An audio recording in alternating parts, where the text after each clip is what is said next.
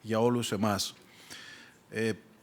Ξέρω, έχουμε μείνει πίσω από το χρόνο. Εγώ θα προσπαθήσω μία ερώτηση για την κυρία Πίτα, Χαζάπη Πίτα και τους κυρίους.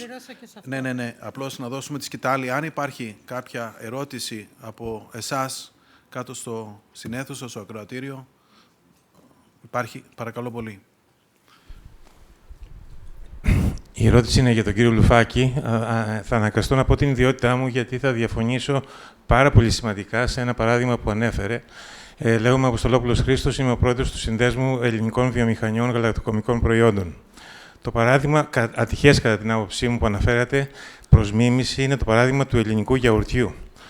Το παράδειγμα του ελληνικού γιαουρτιού δεν είναι παράδειγμα για να μιμηθούμε σήμερα, διότι, όπως ξέρετε, το ελληνικό γιαούρτι σήμερα χαρακτηρίζεται με ένα τζίρο των 6 δισεκατομμυρίων στην παγκόσμια αγορά, ενώ το ελληνικό πραγματικό γιαούρτι που εξάγεται από την Ελλάδα είναι 340.000. Φανταστείτε η ελβετική σοκολάτα να υπερηφανεύεται αν η Αμερική αρχίσει να παράγει ελβετική σοκολάτα και να το θεωρήσει αυτό επιτυχία και μοντέλο πραγματικά ανάπτυξης. Δεν το θεωρώ πραγματικά παράδειγμα αυτό και θεωρώ ότι το ελληνικό γιαούρτι πήρε πολύ με λάθος δρόμο. Ευχαριστώ. Προφανώς αναφέρεστε, συγγνώμη για την παρέμβαση, στο Greek style yogurt, έτσι. Μην παίρνετε το λόγο, παρακαλώ πολύ. Δεν αν υπάρχει θέλετε, μπορείτε να σηκώσετε το χέρι. Όχι, συγγνώμη. Απλά. Δεν υπάρχει Greek style yogurt. Στην Αμερική υπάρχει μόνο Greek yogurt και σχεδόν σε όλη, εκτός από την Ευρώπη, σε όλο τον κόσμο υπάρχει Greek yogurt. Έχει καπηλευθεί το όνομα του ελληνικού γιαουρτιού από τις χώρες αυτές. Όχι. Πάνω στο ίδιο, απλά λόγω του ότι ακριβώς υπάρχει και έχει γίνει ανάλυση στο συγκεκριμένο τομέα και από το Ελληνοαμερικανικό Επιμελητήριο και από εμάς, όσον αφορά για τις προοπτικές οι οποίες υπάρχουν για το ελληνικό γιαούρτι, επειδή αναφερθήκατε, το ότι έχει ανοίξει η κατηγορία από εκεί που δεν υπήρχε, αυτό είναι ένα τεράστιο asset το οποίο έχουμε, το αν εμείς ως επιχειρηματίες δεν επενδύουμε και δεν αξιοποιούμε για να μπορέσουμε να στήσουμε είτε οι ίδιοι μας παραγωγικές μονάδες στην Αμερική, είτε οι ίδιοι μας για να μπορέσουμε να αξιοποιήσουμε το traditional και το origin του Greek yogurt, του original Greek yogurt, νομίζω ότι αφορά μια άλλη συζήτηση, η οποία είναι δική μας. Οκ, εντάξει, ευχαριστώ πολύ. Καταγραφήκανε οι απόψεις. Κύριε Πρόεδρε, αν μπορείτε, σύντομα, για να μην να πάμε παρακάτω. Θα προσπαθήσω να είμαι σύντομος. Καταρχήν, εγώ δεν ανέφερα το Greek Yogurt Branding σαν παράδειγμα επιτυχίας. Ανέφερα ότι το Greek Yogurt έγινε brand από την ιδιωτική πρωτοβουλία. Και μάλιστα ανέφερα ότι αυτό ξεκίνησε από την προσπάθεια της Φάγε, που προφανώς είναι μέλος σας, αλλά έγινε αυτό το οποίο έγινε, κυρίως χάρη στον Τσομπάνη, ο οποίος δεν είναι καν Έλληνας, έτσι. Αυτό όμως δεν μειώνει τη σημασία του να έχουμε ένα brand σαν αυτό. Και βεβαίως έχουμε, από ό,τι γνωρίζω, πάρα πολλές εξαγωγές γιαουρτιού, δεν ξέρω τα νούμερα, κυρίως από τη στιγμή που επετεύχθη η δικαστική απόφαση στο Λονδίνο, που Greek yogurt είναι μόνο το ελληνικό γιαουρτι. Δεν υπάρχει. Λάθος κάνω. Έτσι δεν είναι. Λοιπόν, μόνο για τη μεγάλη... Ναι. Αλλά αυτό το οποίο ήθελα να τονίσω είναι ότι για να γίνει ένα brand χρειάζονται πόροι, χρειάζονται χρήματα. Και αυτούς τους πόρους μια μεσαία ελληνική επιχείρηση δεν τους έχει μόνο της. Για την περίπτωση του Greek yogurt βρέθηκε κάποιος άλλος μεγάλος, ο οποίος χρηματοδότησε. Και έτσι έγινε branding το Greek yogurt. Αυτό λέω λοιπόν, και εδώ ήθελα να τονίσω, και ώστε να μην έγινα κατανοητός, την ανάγκη συνεργασιών προκειμένου να κάνουμε και άλλα τέτοια brands γνωστά, τα οποία αποτελούν υποσύνολα ενός γενικότερου national brand και το οποίο τελικά πραγματικά μπορεί να βοηθήσει τις εξαγωγές μας. Ευχαριστώ, κύριε Πρόεδρε. Ήσασταν κατατοπιστικός. Υπάρχει κάποια άλλη ερώτηση, παρακαλώ. Παρακαλώ πολύ. Μιλήσατε για τον κύριο Δότσιν η ερώτηση. Μιλήσατε για national branding και μιλήσατε για πιστοποίηση προϊόντων. Αναφερόμαστε σε προϊόντα που παράγονται στην Ελλάδα ή προϊόντα που παράγονται στην Ελλάδα και είναι από ελληνικά brands. Να δώσω ένα παράδειγμα. Έρχεται το Kroger. Το Kroger, η μεγαλύτερη αλυσίδα σούπερ μάρκετ στις ΗΠΑ. Κάνει ένα προϊόν private label. Παράγεται στην Ελλάδα και είναι απόλυτα ελληνικό και θέλει να ενταχθεί σε αυτό το πρόγραμμα. Μπορεί να ενταχθεί ή αυτό περιορίζεται απλώς στα brands που ανήκουν σε ελληνικές επιχειρήσεις?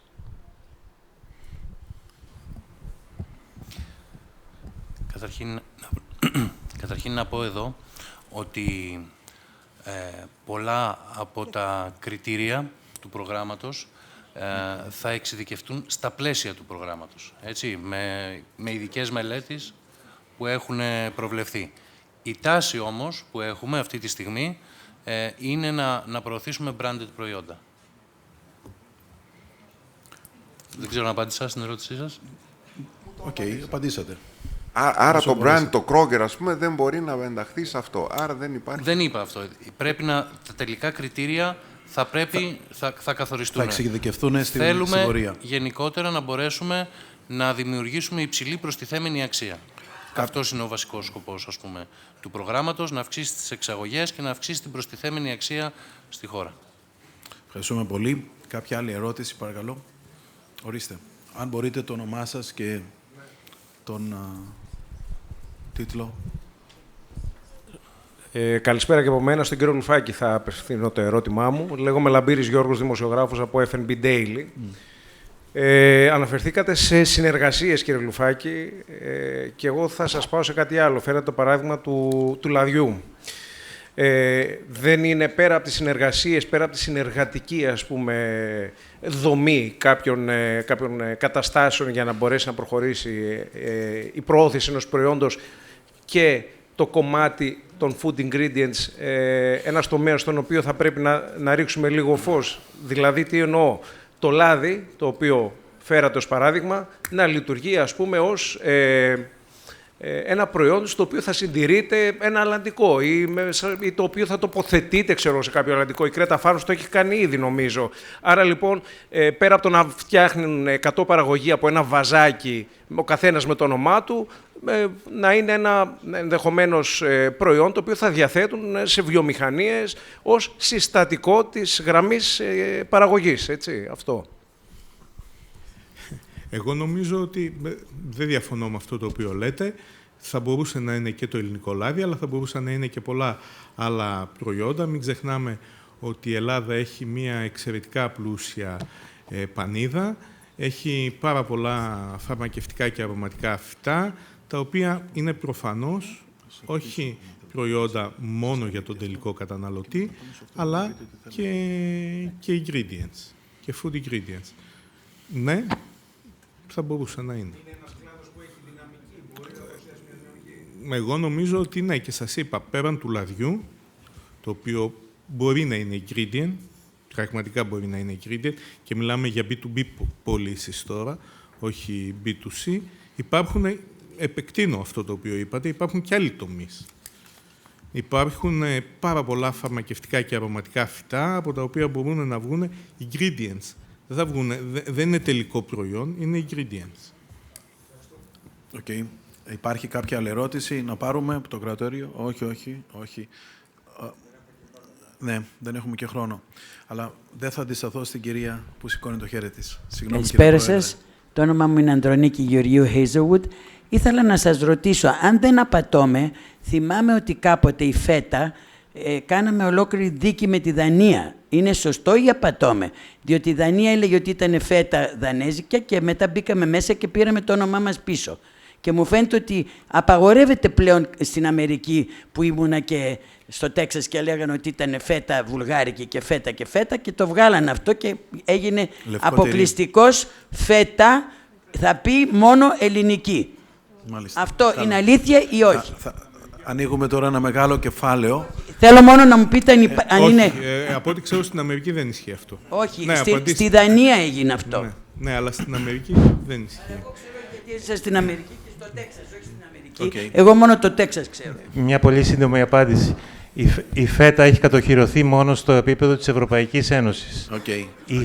Οι εταιρείες οι οποίες παράγουν φέτα και εξάγουν σε τρίτες χώρες, ευρωπαϊκές εταιρείες, απαγορεύεται να το κάνουν. Η πρακτική σήμερα είναι οι εταιρείες οι ευρωπαϊκές που παράγουν φέτα, την παράγουν ανώνυμα και την επισημαίνουν ως φέτα στις τρίτες χώρες. Δυστυχώς έχουμε αυτό το φαινόμενο. Ευχαριστούμε πολύ. Και να κλείσουμε με την κυρία Χαζάπη Πίτα. Εγώ θα ήθελα την ερώτησή μου, και είναι η πάσα αυτά που θέλετε να πείτε, κυρία Πίτα. Τελικά μπορεί το brand μιας ελληνικής οικογενειακής επιχείρησης να επιβιώσει σε μια αυστηρός ανταγωνιστική αγορά όπως είναι οι Ηνωμένες Πολιτείες Αμερικής? Και τι σημαίνει αυτό, δηλαδή τι πρέπει να ακολουθήσει, ποιες υποδομές, τι επίπεδο marketing πρέπει να έχει, ποια στοιχεία εξαγωγικού χαρακτήρα, ή αν θέλετε σε επίπεδο management, διαφορετικά από ότι εσείς εδώ ασκείτε το management στην Ελλάδα? Κοιτάξτε, εγώ πιστεύω απόλυτα ότι μπορεί να επιβιώσει ένα ελληνικό brand. Φτάνει να ακολουθεί κάποιους κανόνες. Πρέπει να είναι ευέλικτο, να προσαρμόζεται στην νομοθεσία όσον αφορά τη συσκευασία κτλ. Της χώρας. Να είναι πάρα πολύ πιστό στην προσήλωση της ποιότητας και του προϊόντος. Είναι πάρα πολύ σημαντικά αυτά. Και νομίζω ότι η ιστορία μας 88 χρόνια το αποδεικνύει αυτό. Αλλά θα ήθελα να προσθέσω και κάτι, επειδή, όπως καταλαβαίνετε, εμείς είμαστε μια βαθιά επώνυμη εταιρεία. Εγώ πιστεύω ότι για να αποκτηθεί brand name στη χώρα, πρέπει να μπουν μπροστάριδες στα επώνυμα προϊόντα. Αυτά θα δώσουν την φήμη, και από πίσω, όταν ανοίξει ο δρόμος, μπαίνουν από πίσω πάρα πολλά προϊόντα. Είναι εδώ από την Ίον, είναι η Αγκρίνο. Είμαστε εταιρείες που είμαστε πολλά χρόνια και έχουμε αποδείξει αυτό που είμαστε. Δεν χρειάζεται να αποδείξουμε τίποτα άλλο. Συνεπώς, αν μπουν μπροστάριδες στα επώνυμα, γιατί μια ζωή στην Ελλάδα φοβούνται τα επώνυμα, δεν τα υποστηρίζουν. Το λέω ξεκάθαρα. Δεν τα υποστηρίξανε ποτέ. Λοιπόν, αν μπουν μπροστά τα επώνυμα, αυτά θα ανοίξουν την αγορά και για τα υπόλοιπα προϊόντα. Πώς έγινε το Βέλγιο η χώρα της σοκολάτας? Είχε τη Λιντ, είχε την αυτή και ξαφνικά από πίσω έγινε μια χώρα σοκολάτας. Ή αυτό που λέμε για τη Φάγε, εγώ το πιστεύω, δεν έχουμε καμιά συνεργασία με τη Φάγε, απλώς για να σας πω, αλλά δεν πάβει να άνοιξε μια καινούρια αγορά.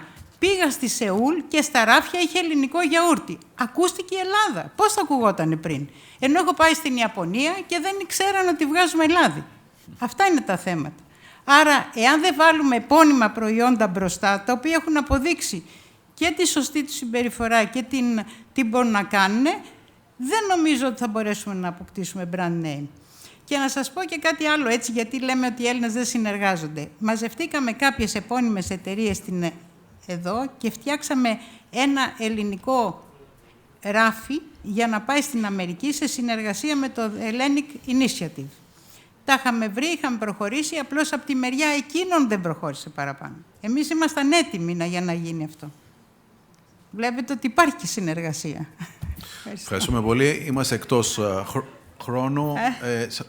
Σας ευχαριστούμε πολύ. Ένα θερμό χειροκρότημα για τους εκλεπτούς ομιλητές μας.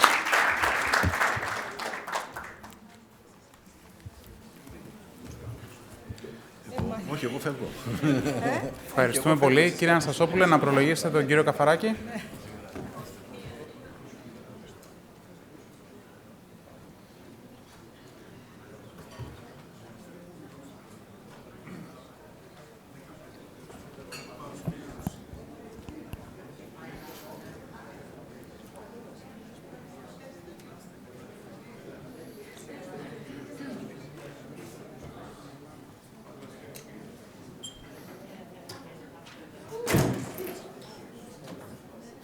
Το τέλος της συνεργασίας ήταν αυτό.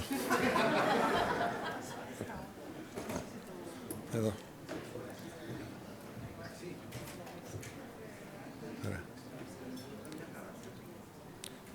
Κυρίες και κύριοι, η παραμονή σας μέχρι αυτή την ώρα, μετά από μια κουραστική μέρα, με κάνει πραγματικά να πιστεύω και να ελπίζω ότι σας φανήκαμε χρήσιμοι. Ακούσατε εξαιρετικούς επαγγελματίες να σας περιγράφουν το τι μπορούν να κάνουν για να βοηθήσουν την εξωστρέφεια της χώρας, τι μπορούν να κάνουν για να βοηθήσουν όλους εσάς να πετύχετε το στόχο σας, τις εξαγωγές στις ΗΠΑ. Και νομίζω ότι ακούσαμε σήμερα και μια πάρα πολύ σημαντική εξαγγελία για ένα θέμα το οποίο λειτουργούσε ανασταλτικά όλα αυτά τα χρόνια στις προσπάθειες εξωστρέφειας της χώρας. Τον κύριο Δότση, ακούσατε για το brand name της Ελλάδας. Μια ιδέα που ορίμασε πλέον και έφτασε σήμερα να συζητείται σοβαρά στο επίπεδο του σχεδιασμού. Εγώ ξεκίνησα τη μέρα σήμερα λέγοντάς σας και αναλαμβάνοντας μια υποχρέωση απέναντι σε όλους εσάς για το πώς μπορεί να σταθεί δίπλα σας το ελληνοαμερικάνικο επιμελητήριο, πώς μπορεί να είναι ο σύμβουλός σας, ο αρρωγός σας, στις προσπάθειες που κάνετε για να μπείτε στην αγορά των ΗΠΑ. Δεν θα μπορούσα να το κάνω αυτό αν δεν είχα κατά νου όχι μόνο όλα αυτά που ακούσατε σήμερα από όλους αυτούς, αλλά αν δεν είχα κατά νου στο μυαλό μου τις προσπάθειες των ανθρώπων που μπορούν να σταθούν δίπλα μας και να μας βοηθήσουν. Πέραν του επαγγελματισμού, πέραν της καριέρας που έχουν επιτύχει, οι άνθρωποι όπως ο Λου Κάτζος ή ο Δημήτρης Καυχίτσας σήμερα είναι εδώ για να βοηθήσουν με ένα είδος πατριωτισμού εσάς όλους να πετύχετε το στόχο σας. Και λέγοντας αυτό, για ανθρώπους που έχουν τεράστια καριέρα στις ΗΠΑ, ένα όνομα το οποίο είναι σήμα σήμερα και τεράστια εμπειρία και έχουν κατά νου τους αυτό τον πατριωτικό προσανατολισμό εδώ, αν δεν κλείναμε τη σημερινή ημέρα με τον καλύτερο τρόπο, με την παρουσία εδώ του κυρίου Φιλ Καφαράκη, ενός ανθρώπου με 30 χρόνια υπηρεσίας στο food service, είναι σήμερα εδώ για να μας μιλήσει όχι μόνο για αυτά, αλλά να εκφράσει όπως και οι υπόλοιποι τη θέλησή του, τη βούλησή του να βοηθήσει την πατρίδα, να βοηθήσει όλους εμάς. Φιλ, το βήμα δικό σου.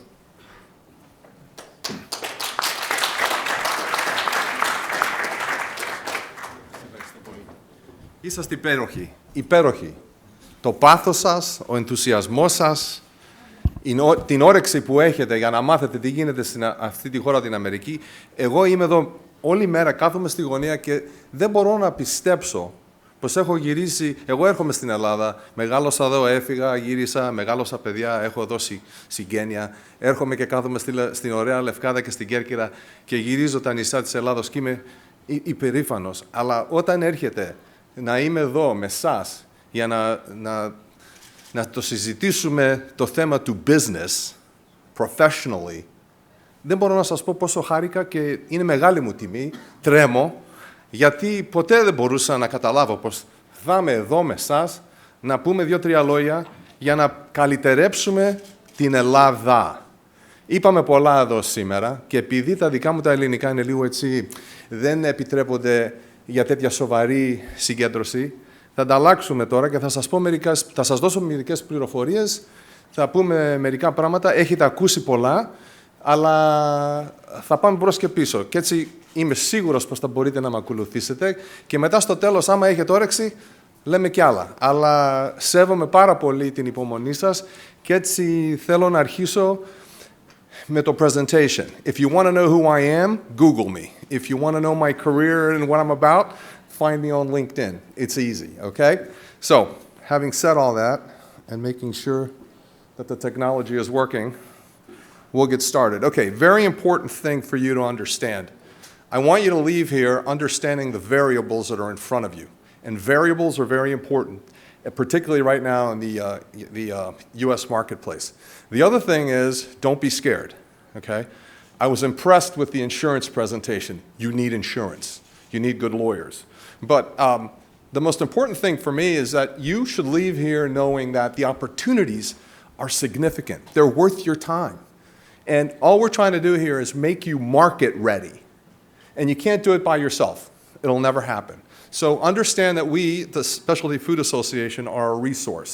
And I'll tell you a little bit about the Specialty Food Association and how privileged I am to have recently been appointed its president to bring the organization forward after 65 years of serving the international community. And there's some great lessons there as it relates to new product categories being developed, okay? And the conversation that just started with the passion around, Greek yogurt, Greek-style yogurt, Greek yogurt, whatever you want to call it, okay? There's great examples. But the fact of the matter is you're not alone. So what I'm going to try to do,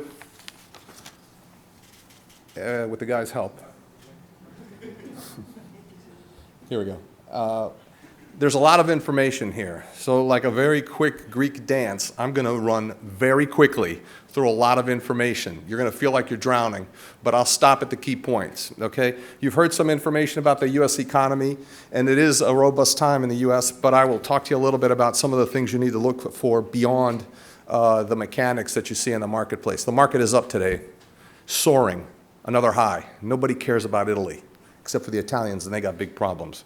But, the stock market, the global markets are up, and we're going to talk a little bit about the uncertainty in that environment when you put volatility into what your political leaders say, and you put volatility into your investors when they can't predict what they think is going to happen. We'll talk about that. We'll seriously talk about the legislative environment. We're going to talk a little bit about the consumer. I'm going to talk about the consumer as it relates to specialty foods, because specialty foods is almost mainstream. It's a $120 billion business when you start to think about it. It's still very small. It's still about 14% of the total pie, and we'll talk about it both in retail and food service. We're also going to talk about the barbarians at the gate 2.0. If you didn't read the book back in the 70s, this is the investment community. And what's happening with specialty food manufacturers and specialty food retailers in the U.S. marketplace from the investment community is incredible. And of course, I'll tell you a little bit about the resources at the Specialty Food Association. Because you're so patient, we have a surprise for you at the end. There's always something for those people that are, that come at the end of the Anastasi service. The first will be last and the last will be first. Don't worry, we're going to take care of you. And then at the end, it's like, so what, Phil? Thanks for coming, and what does all this mean? Very quickly, we think about the domestic gross product in the U.S. Yes, it's soaring, it's up. It's almost at a 2-year high. However, if you go out on the internet today, there's some very prominent economists, people like the George Soros people and Jim Rogers at the Quantum Fund, that are predicting an 80% correction in the stock market in 2017. These are the same people that predicted the crash in 2008.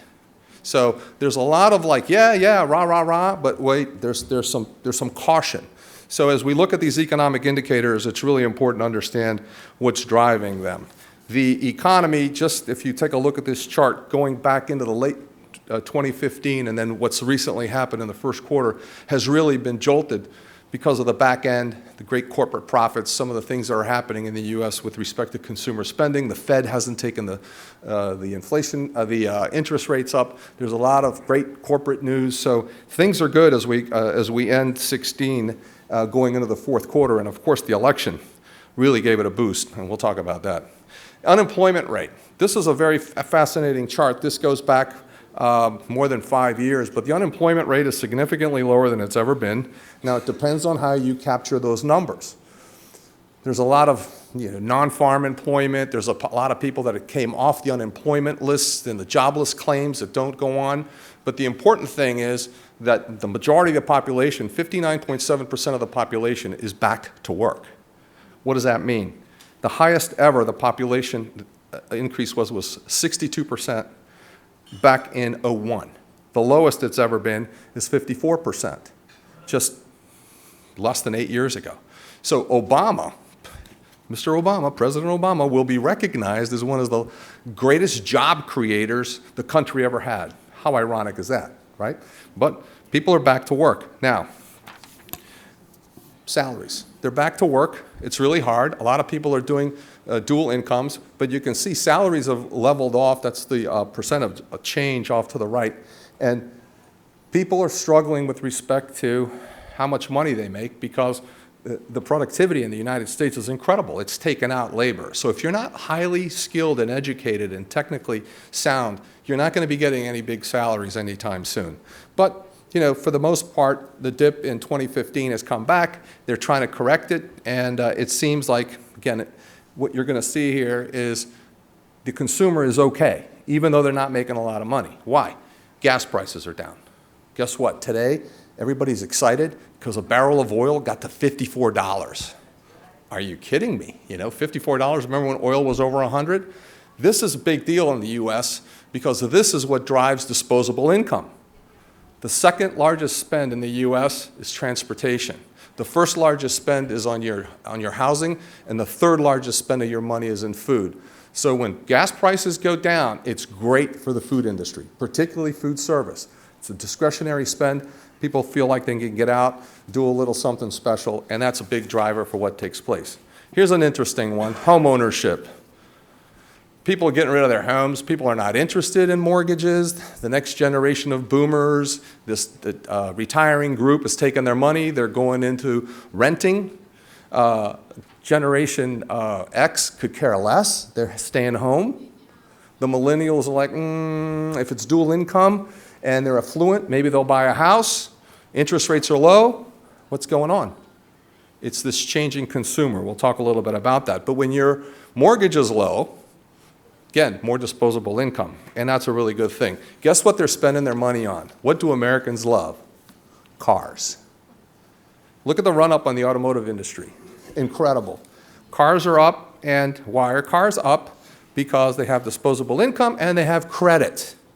This is the credit card changing cycle in the US. You can see that it goes up, and then they pay them off, and then they go back and spend again, and they pay them off, and they go back and spend them again, and they pay them off. So you can see that trend going back almost 15 years on. It's the same thing. So the disposable income is driving a lot of the spending and the good consumer news you're hearing about.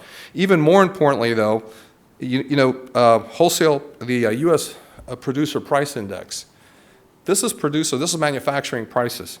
You can see that it's an all-time. The index has been growing, but it's very flat. So when you think about the economies of scale in buying products in the U.S., they're not really bad. They're affordable.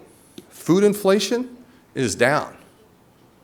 So the last couple of years, and we'll talk about it in a minute, with commodity prices having taken off, in the last 2 years they've settled down. All these dynamics allow consumers to go out, spend some money, buy food, and food inflation is down. Here's the tricky one. The Consumer Price Index. So everything they buy is still more expensive than it ever was. Household income is the key. So household income is not going up as fast as the prices to make a living, even though to have a very nice job and run around on vacation and do the things you like to do. The phenomenon in the U.S. with the consumer is they're moving away from material items and they're moving to experiences.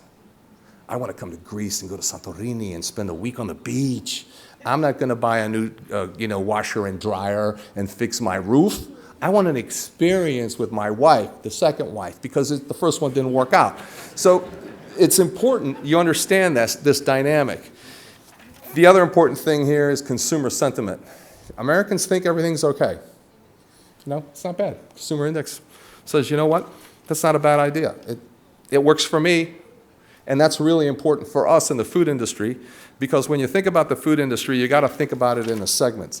And I'm going to give you some information that goes out to 2025, because we're not here to talk about what happened today and yesterday. You've got to be prepared to compete in what's going to happen tomorrow. So some of this information I'll give you. There's more information here. I'll sell it at the end, but I'm going to run through it very quickly. The bottom line here is both retail, grocery, and food service are growing. It's a $1.3 trillion enterprise. When you think about the growth rates, they're pretty good. When you're thinking about 4% in sales, when you're thinking about inflation being low, so it's volume as well. Look at those points of distribution in the U.S. marketplace. Why does everyone want to be there? Why do you want to be there? 38,000 supermarkets, more than $2 million in sales, 154,000 convenience stores. If you go to U.S., and can I just make sure you all understand, New York City is not the U.S., okay? Go to Des Moines, Iowa. You'll get an eyeful. Go to a convenience store. If you go to Jersey and go to Wawa, okay? If you come on the East Coast. Go to a convenience store. They're food stores now. They're not just petróleo. They are almost outselling gasoline because of food. And I'm not talking about potato chips and old milk. I'm talking about snacks, gourmet snacks. I'm talking about specialty food sections that will blow your brains out. It's a big deal. They make sandwiches, and they make deli counter products. They make hot meals. You can take fried chicken home and feed a family. So convenience stores are a big deal. We'll talk a little bit about that. And 1 million restaurant units, okay? Here's the sneaky little dirty secret. Did you know 7 out of 10 restaurants in the United States of America are family-run operations, single unit guys with less than 25 employees. Half of them are your relatives, okay? It is an incredible entrepreneurial place, but when you run a business with 2% margin net, maybe, and most of them never make any money, the taxes and everything, it kills them, how you declare your cat. It's a 2% business, it's huge, it's growing, and it's where trends start. They start in restaurants, and people start to eat Greek yogurt at a diner, and they go, what happened with that? Oh, Yaya made it, to vale, to surose, she puts it in a bag, this is how it works, see? And that's what they know as Greek yogurt. Well, they don't care whether it came from Greece or Turkey or whatever. When they go into a grocery store and they find a product that tastes like yayas, guess what? It's Greek yogurt. It's a problem, I know, for us Greeks. Trust me, I know the guy who created Chobani. Okay? But the bottom line is he was an innovator. He created a category. It started in restaurants. So as we think about what you need to do, this is the kind of stuff you really need to think about, particularly in the marketplace. What does all this mean? You have to break it down. There's food away from home, the American conversation, and there's food at home. Those channels are starting to blur as it relates to you as a consumer, because you can get it in a grocery store and sit in a restaurant in a grocery store, and the restaurant guys fight over that. Or you can have a great experience in a restaurant and then take that meal home. Or you can call the restaurant and they'll deliver that menu item for you in a half hour, just like pizza. So the channels are blurring. We're going to talk about that. What's important about all this? Take a look at the columns in the traditional traditional sector, below the traditional sector. Take a look at fresh formats. Look at that growth. Take a look at fresh formats are new stores. You know what fresh formats are? Τα μπακάλικα της γειτονιάς, and the produce market, and the guy with the fruits and the fresh meat. They're just now fresh markets. What's old is new and what's new is old. They're spurring up all over the place. You get in, you get out, it's perishables, it's phenomenal. Guess who likes that stuff? Millennials. We're going to talk about it. Why? They want a shopping experience every week. The days of going to cash your check on Friday like my father did, and we all would get into the station wagon and go to the local retailer and walk up the aisles and buy 2 weeks worth of food because he got paid every other week, are over. People are buying food on a daily basis. What do? You've been doing it for years. Στη λαϊκή, πάρουμε ό,τι χρειαζόμαστε για 2-3 μέρες και τελείωσε η υπόθεση. It's happening in the US, and I'm going to show you how. It's a phenomenon. But the idea here is when you're starting to think about distribution in the US, you really need to consider these evolving channels. Online and other, right at the end, okay? Yes, it's a 13% growth rate, but look at the exponential growth in less than 10 years, from 15 billion to 60. It's going to be the size of convenience store sales this year. That's a significant increase in a category that didn't exist. If you think about Amazon Fresh, and you think about being able to order food online and get it within minutes, it's an incredible understanding of how technology is leveraging us, and you've got to get your head around it, particularly if you have a brand, because one of the things that happens is now you're going to put your precious brand in somebody else's car, and you don't know who that person is, and they're going to deliver it to me. And if they screwed it up, or they fell on the seat, or they πήγαν να το μαζέψουν, you're going to have a problem, not the driver. So the phenomenon in the supply chain is an incredible component that you have to pay attention to. And by the way, the GS1 guys, I was so impressed. I don't know if they're still here. It's happening. Congratulations. That was a phenomenal presentation. If you don't understand what he told you in Greek, you better sit down with him because it's coming. And not only is it in retail, but it's happening in food service. Country of origin, it's a mandate in the US government. There will be a barcode that's this big. They don't care, but they're going to trace the product back to my Jorio to know that that olive came from that batch that ended up in the supermarket. It's happening, and it's happening at light speed. So food away from home, this whole segment with restaurants is an incredible combination because I told you 7 out of 10 are independents, but everybody thinks about McDonald's and Burger King. You know, they're at the top of the pyramid, but fast food still has a presence there. It's not growing like some of the other channels, but you know, look at the independent number, the independents and the small, and that 300 billion where they're going to be. They're going to be as big as the chains. The top 50 chains in America are going to be at 364. The independents, the little guy, is going to be 311. Part of that is because of the franchising phenomenon. So what's happening, because the investment companies are coming into the marketplace, they're flipping the stores. So Yum, KFC, they used to own corporate stores. Now they're selling them back to the franchisees. They don't want the real estate. They don't want that on their P&L. Just like the hotel companies are going through the same thing. They're becoming marketing companies. They're becoming branded companies that are paying attention to their brands. Very important understanding, because you just can't say, I'm going to go sell my product in the U.S. marketplace. I'll get into food service because Yanaki is married to George's brother-in-law who used to work for Cisco that knows the guy. Τελειώσαν αυτά. If somebody's telling you that's happening, don't do it.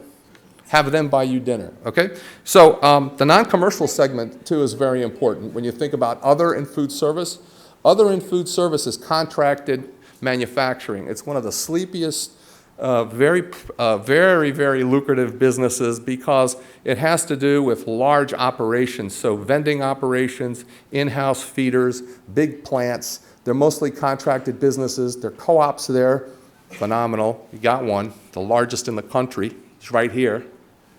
I don't know how this man did it, but he mobilized Greek restaurateurs in one of the most notoriously challenging markets in America. And they are the most sought after, because I have friends that want to sell them, sought after enterprises because they're pretty straightforward and they have guys that do volume. This is opportunity to get your brand started. It's also a way to build a base of business, but you got to understand how this market operates. Okay, the rest of this thing is going to go by fast, so pay attention. You'll get the details later because we're going to run out of time. Price outlook, commodity outlook. There's no really bad things on the horizon. The global markets are calm. Beef prices are stabilizing, pork stabilizing. Butter and eggs were soaring in 2014. They've seemed to stabilize. One of the things that people don't pay attention to is the weather. The weather determines what happens with grain, and grain is where it all starts. And the U.S. has been having droughts, but we've been getting the water. The problem in the U.S. in those red spots is the fires. They're natural disasters. It's not necessarily interrupting the food supply chain, so people aren't really upset about it. I mean, it's disastrous with what you think about, but for the most part, it's not causing the economic issues we had with corn and soybeans a couple of years ago. So what's all this mean? You've got a basis now for the dynamics. Here's where it gets really screwed up. The consumer is very fickle, they're distracted, and if you don't understand the dynamics by segment, you're also going to have a problem, okay?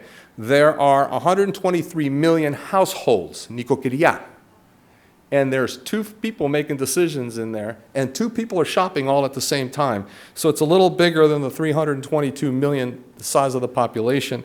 And yes, we've all heard about millennials and the baby boomers and the X generation, and I'm here to tell you that it's not about that. This is a beehive chart. The blue is the male population, the red is the female population.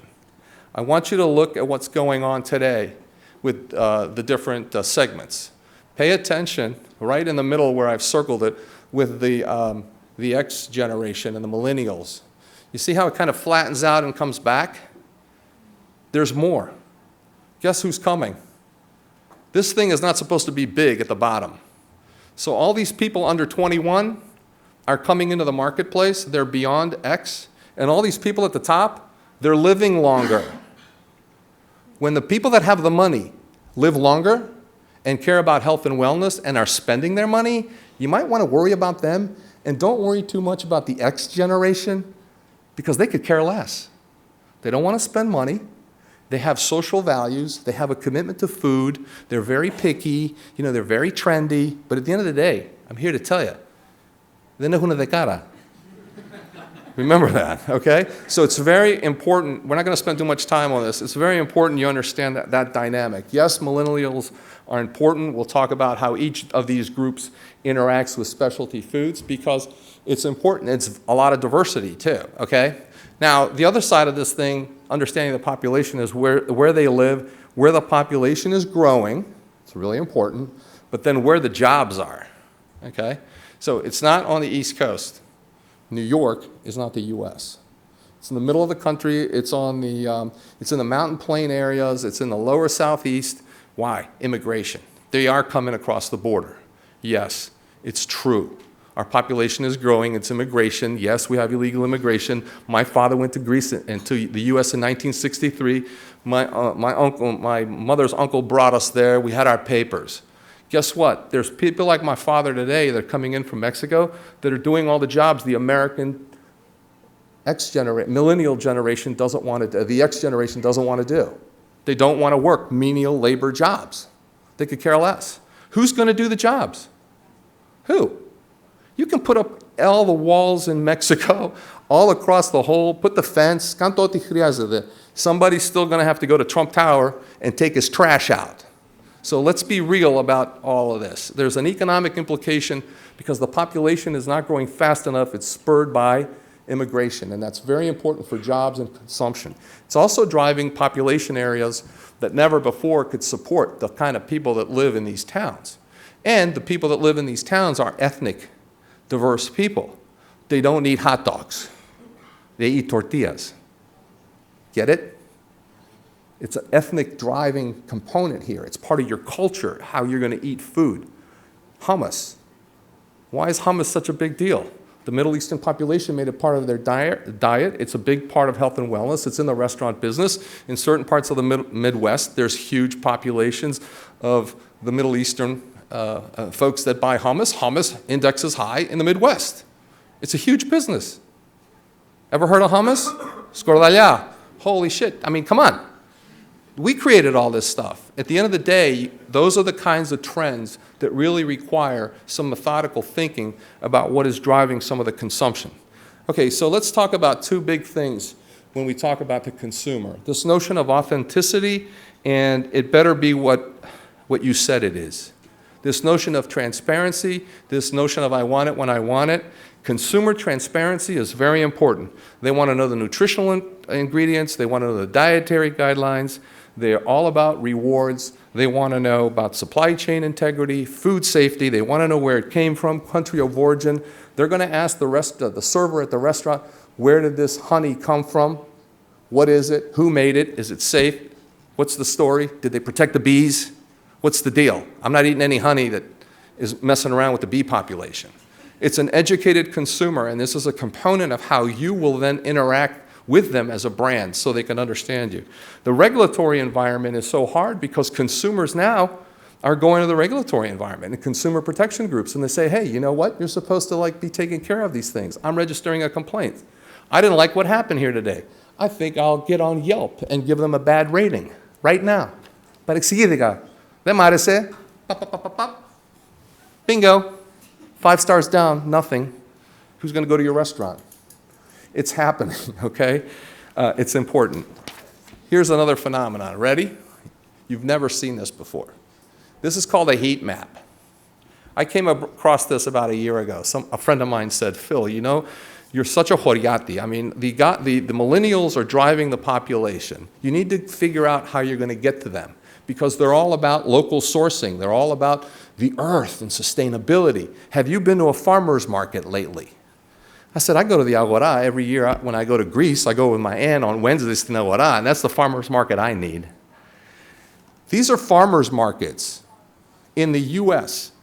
The darker population areas are the size of where you would find 100 of them at one point in time. They exist. You want to get product into a consumer's mouth inexpensively and get a brand following in your neighborhood? Go to the farmer's market. The cities are doing it. It's free. In some instances, they can't get enough people to go. Can you imagine my mother with the baklava pans on a Saturday? But it's happening, and this is where trends start. So when you talk to me about, Greek brands, I don't want to hear it. We got great Greek brands. They're phenomenal. They're all over the world. But this is where trends start.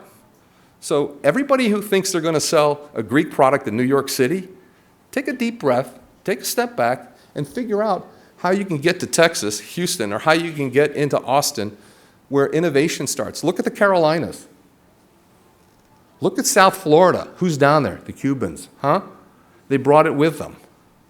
These are the kinds of trends that people really have to pay attention to. Here's the other one. So this notion of proximity marketing and innovators and technology, there's technology being used now to track your every move in the US. If you have a little watch and you got the Google glasses and you got your Fitbit and you're writing everything down and you're measuring your calories, it's all captured, it gives you all your information, and when you walk by a Subway, they ping you to tell you they have something on sale that meets your dietary requirements. You can never be left alone. If you activate some of these promotional programs, they will send you information and tell you all about what's happening. Demand is being created for you. There's also predictive intelligence. The algorithms that people put into apps follow you around. They will tell you, just like when you write out a sentence, what you should say, how it's spelled, what's the next word. Θα πάω από εκεί. No, θα πάω από εδώ. Θα πάω από εδώ, πάω από εκεί. Αυτό μου λέει να πάω από εδώ. What the hell are you talking about? I'm in control of what I want to do. But predictive intelligence, gathering of information, is steering consumption, and it's coming back through all channels. Restaurants are using this in the back of the house. When you have ever heard of OpenTable, it's a reservation app in the US. It's incredible. Restaurants go to these guys. They put you together with a restaurant when you want to go eat. When you give them your information, you know how scary this is? You get your reservation, you go. If you give them your credit card information, you pay on the way out. It's like the Uber app. You guys know the Uber phenomenon? Yeah. It's just matchmaking. The credit card's there, you give the guy 2 stars, and you walk out of the restaurant. Well, now it's to the point where it's asking you how your experience is while you're over there trying to have dinner. Oh, your order was just placed, for 4 souvlakia. How do you feel about that? Is it okay? Did you have 3 or 4 or 5? Are you kidding me?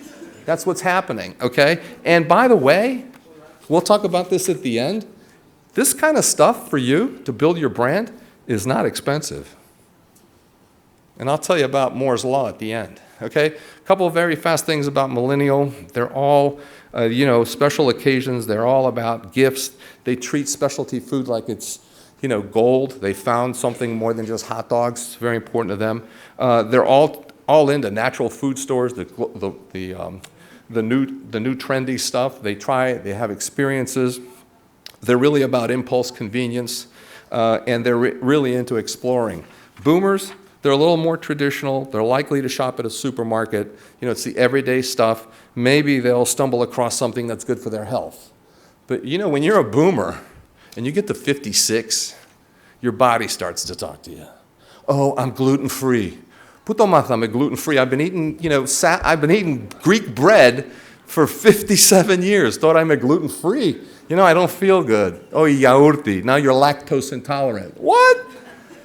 It's what happens. And guess who those people are? Boomers. And they're trying to exercise and they can't. And it causes a problem. And brands speak to them. You know what happened to the milk category? When soy milk came to the party, buy milk. Buy Dogala. Everybody's drinking soy milk. We're going to talk about what that company was sold for here in a couple more slides. Soy milk. There's even almond milk. Okay, you're following me. That's good. Everybody's awake. I'm really sorry I'm going too fast. There's great material here. Generation X, local farmers markets.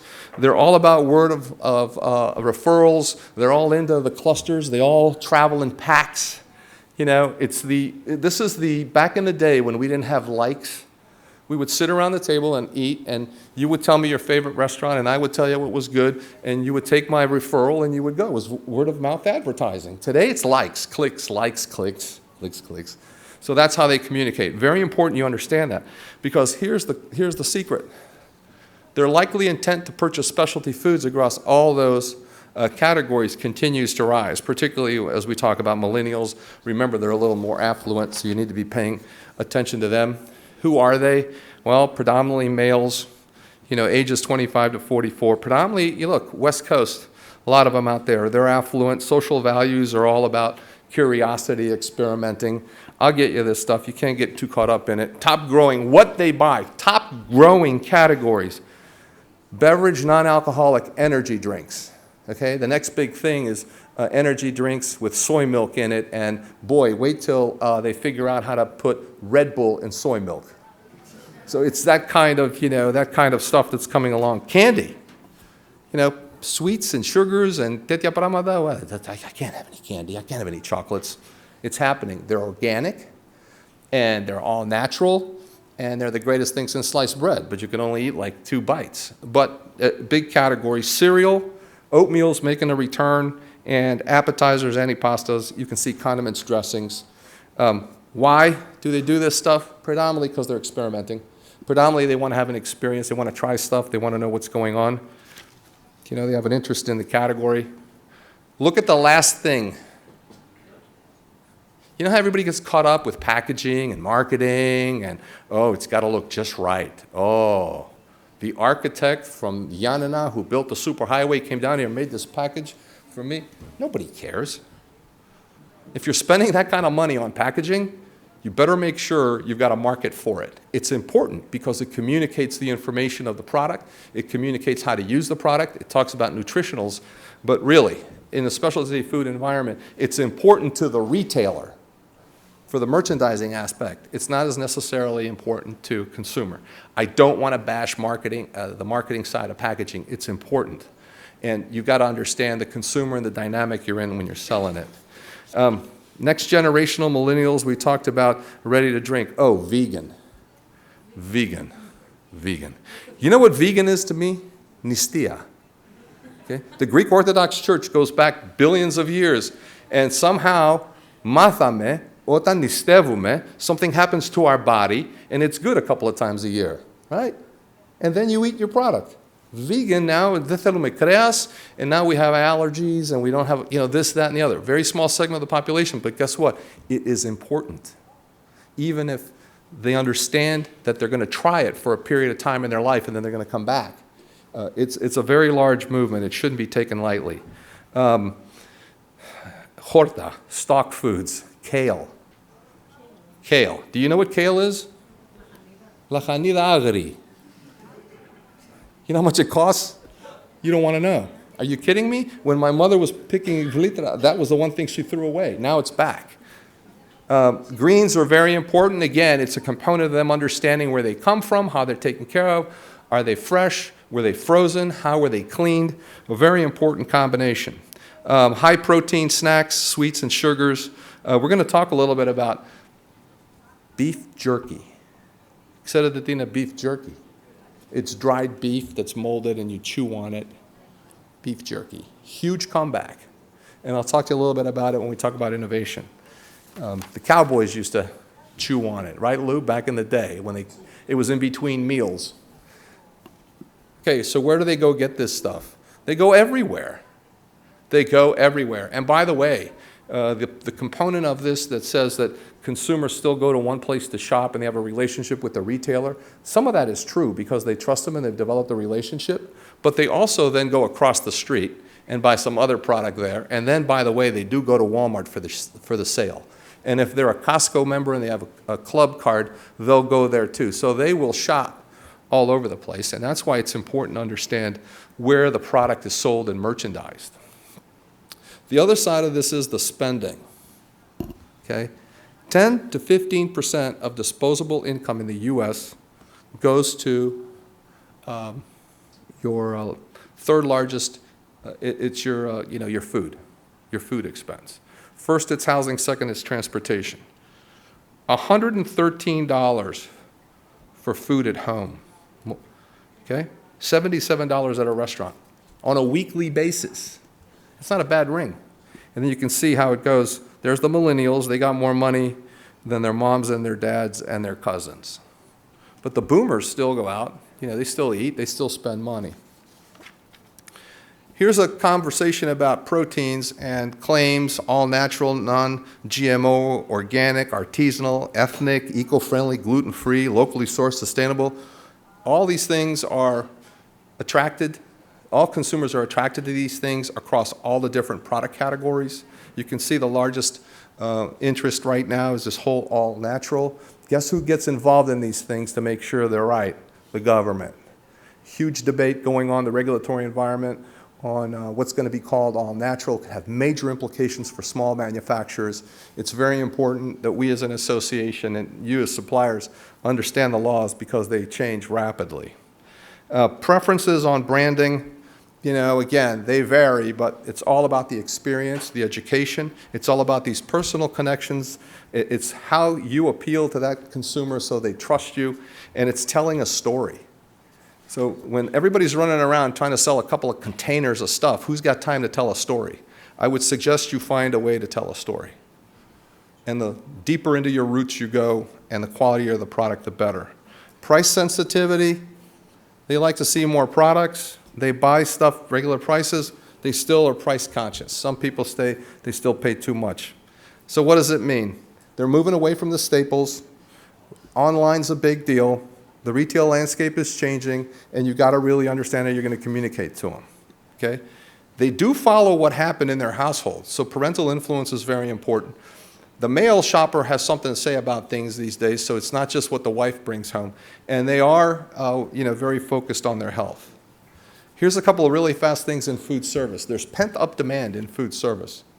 The percentage of adults not eating on-premise is likely to go up. There's pent-up demand. 31% of the adults said they would like to eat out in 2007. 7 years later, 38% want to but can't. So when the economy continues to soften up like this, restaurants are a beneficiary.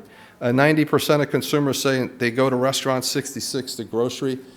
Back last year, the middle of last year, for every dollar you spent, almost 51 cents went to the restaurant, and the rest of it went to retail. Now that's changed back because of the consumer price index. But here's the states' projected restaurant growth. You can see the dark blue where all the big growth is. Look where it is, immigration states down in the south where the jobs are. The top 5 states for restaurants, somebody asked about the marketplace. In those restaurants are about 72% of all restaurants in the country in those 5 states. Also, the hippest places to go that create trends, what's the #1 place to start a trend in the U.S.? Don't say it. Charleston. You guys even know where Charleston, South Carolina is? Charleston is a state. South Carolina is a state. Between Florida and New York and South Carolina, Charleston. You want to start a trend? You want to put a cool Greek product in somebody's restaurant and watch it go? Why don't you go to Charleston? Why don't you go to Napa Valley in San Jose? Why don't you go down to Portland? Why don't you go down to San Antonio and go to Austin, Texas, and Houston? Hit places to start trends. What's all this mean? The government is on our back. The government is going to get worse. Just because we have a new president doesn't mean the government doesn't keep doing its jobs. These are all bills that are being worked through the Congress. Every day they still go to work. They got all the political mumbo jumbo. This stuff deals with food, every one of it. Labeling is the #1 concern. Nutritional definitions is the second, and you've heard a lot today about food safety. Consumer protection, consumer protection, consumer protection, and even privacy laws. So no more texting if you don't want to be on the text list. Remember the days they used to call you for promotionals and you got off the phone list? Now you can get off the text list. Guess what else is happening? They're going to protect your credit card information online. People are going to have to be responsible for that stuff. So that's all coming. The biggest thing you probably have heard about in the U.S. is the minimum wage. States are passing the minimal wage because of wages. This is a real battle for everybody. It's going to cause all sorts of problems. They're still fighting it, and it's something you should be concerned about because labor is the largest cost item on a P&L when you're talking to a retailer or food service operator. Here's a couple of fast ones. Barbarian is at the gate. Dannon bought White Wave Foods. Did you even know? Anybody ever heard of White Wave Foods? Soy milk. What do you think? 10.4 billion. Soy milk. Specialty food products. Campbell bought Garden Fresh. It's a $200 million business. ConAgra bought